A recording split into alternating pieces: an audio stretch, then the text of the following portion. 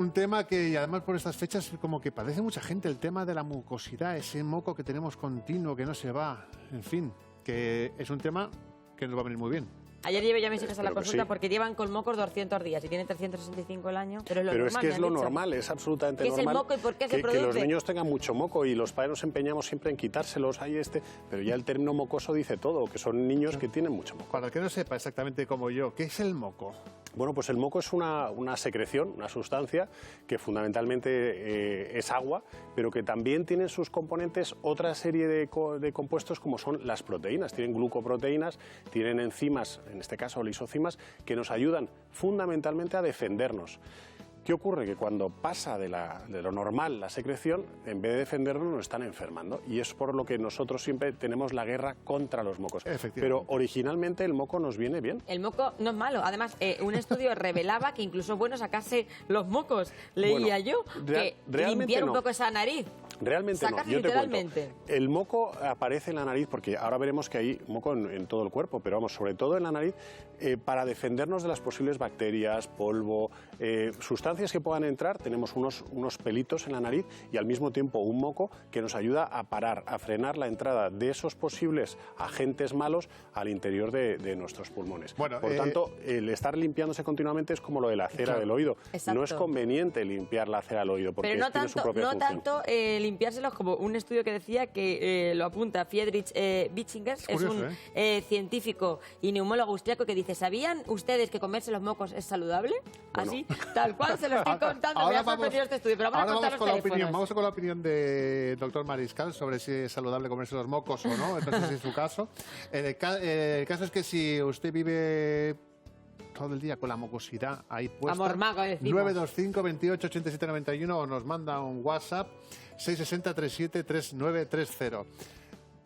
No, la respuesta es no. No es bueno, no es saludable. ¿Qué le decimos al neumólogo? Pues que no sea tan cochino.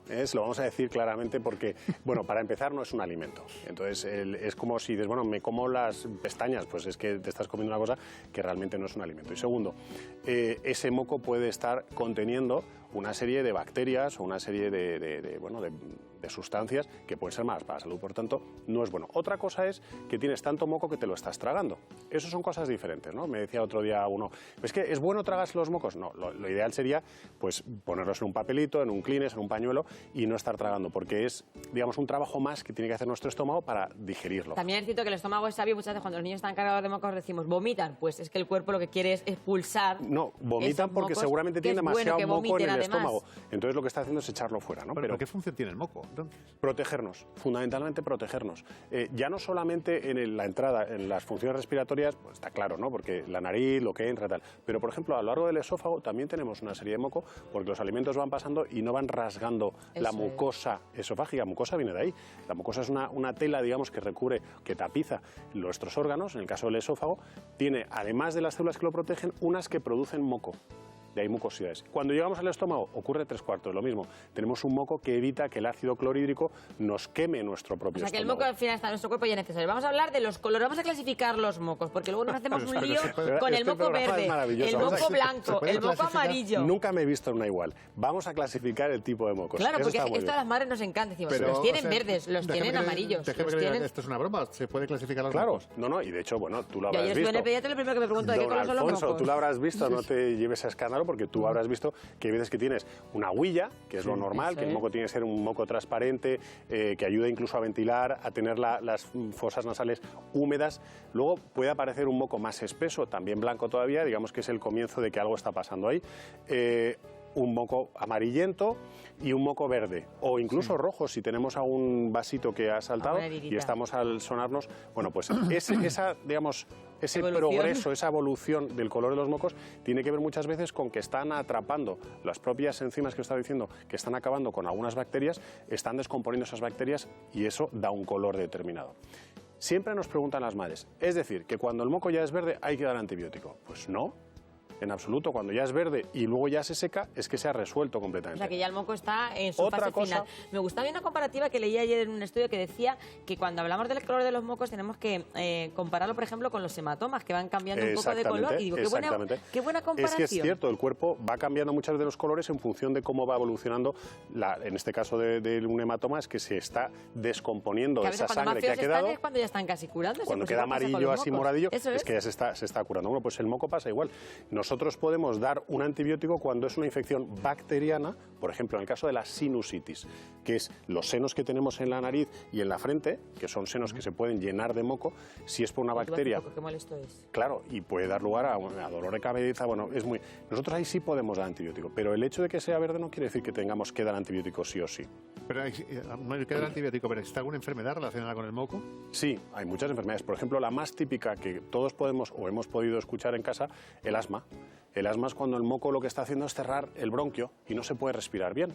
Pero hay una en concreto que es mucho más grave, que es una enfermedad hereditaria, que es la mucoviscidosis o la fibrosis quística, por ejemplo, que tiene mucho que ver eso. Se produce tanto moco y se vuelve tan espeso que es muy difícil respirar. Entonces, el moco, que estamos hablando hoy medio de chascarrillo, ¿no?, tiene mucho que ver en nuestro organismo y a veces aparece como un síntoma. Cuando está la nariz goteando continuamente, ¿qué está ocurriendo? Que en ocasiones dicen, bueno, es que es por el frío. Pues sí, el frío lo que hace es que paraliza los cilios. Esos pelillos que van moviendo dentro de la nariz se paralizan y entonces el moco empieza a aparecer más, hasta que empieza a gotear. Otra pregunta que también nos hacemos muchas veces las madres. Los mocos se bajan al pecho. Y yo ayer leí otra cosa que me hacía mucha gracia. Decía, es que ni que fuera un tobogán, no que los mocos hacen biun, que son esas, sí. O sea, los mocos realmente los mocos no bajan al pecho. Los mocos se producen en lo que son los pulmones. Cuando nosotros expulsamos al toser, lo que llamamos la flema, se diferencia del moco porque se ha producido en pulmones, no se ha producido en la nariz. Yo me sueno y no estoy sonando mocos del pulmón.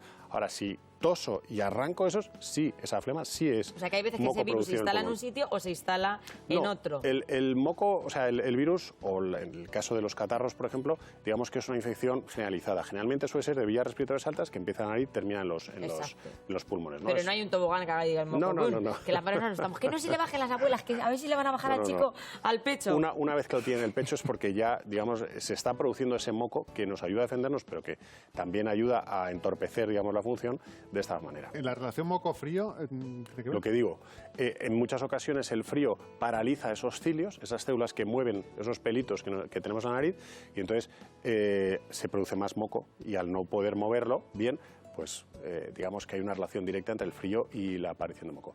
Cuando dices lo del pecho, yo no quiero pasar esta oportunidad porque muchas veces es que es una consulta total. Claro, o el catarro o la gripe, nosotros ya lo hemos dicho muchas veces, no podemos tratarlo porque son virus y contra los virus no podemos. Incluso los nuevos antivirales que hay, en vez de 7 días, a lo mejor te acortan a 5 o 6 días, pero no podemos tratarlo.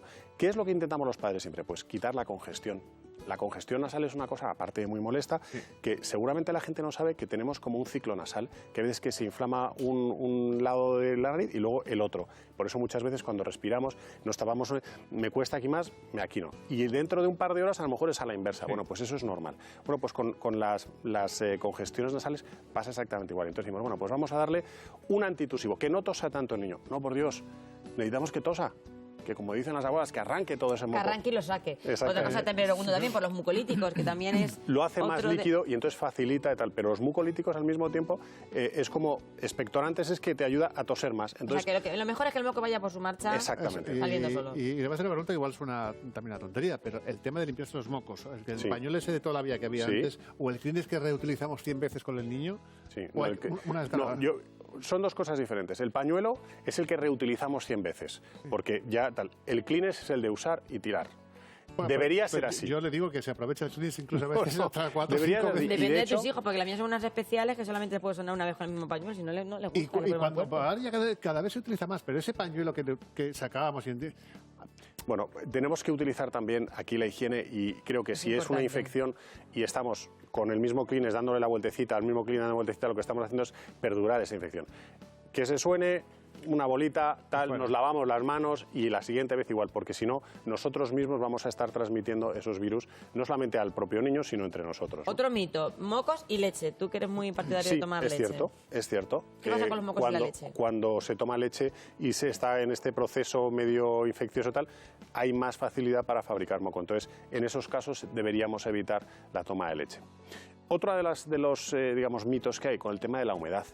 La humedad, cuando tenemos mocos, no debe ser muy grande en la habitación. Bueno, que respire con el humidificador. Con el humidificador, no, porque se está facilitando también que haya más hongos. Entonces, que haya una reinfección por otras cosas que no debería. Entonces, ¿y si hay mocos y tos, que se ponen en el humidificador o no? Mocos y tos. Se pueden hacer unos aerosoles, que eso viene muy bien, sobre todo cuando tenemos los senos nasales y paranasales muy llenos de moco, porque eso sí que nos ayuda a limpiar. O el sero fisiológico de toda la vida, en vez de meter unos chorrazos ahí, pues unas gotitas. Unas gotitas, o la de 5 mililitros, que viene muy bien y queda muy épica la nariz. Pero ojo, porque muchas veces estos lavados excesivos lo que hacen es que alteran también el pH y puede ser más irritante. O sea, que no nos pasemos, que dejemos que el cuerpo vaya... Que el moco vaya a su ritmo, ¿no? Que tiene fiebre, pues lógicamente tenemos que dar algo para que le baje la fiebre. Pero entonces que lo de tiene comerse los mocos no lo ves tú. No, claro. ¿Qué le digo yo a este hombre? Y menos después en este programa que se habla siempre de una alta cocina. Totalmente. No vamos a hablar de cosas tan cochinas. Entre horas igual, 2 o 3. Nada. Yo ya he congelado ya unos botes pues de mi como casa. siempre ha sido un placer. La verdad es que a veces...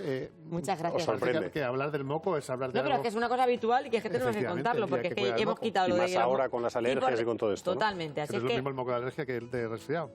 a partir de ahí va a haber menos consultas en los pediatras. Nos ha resuelto muchas dudas. Mariscal, muchas gracias. Bueno, ha sido un placer como siempre. Nosotros Igualmente. seguimos estando contigo y además hoy vamos a estar muy pendientes del uso de las redes sociales, de los móviles en los más pequeños.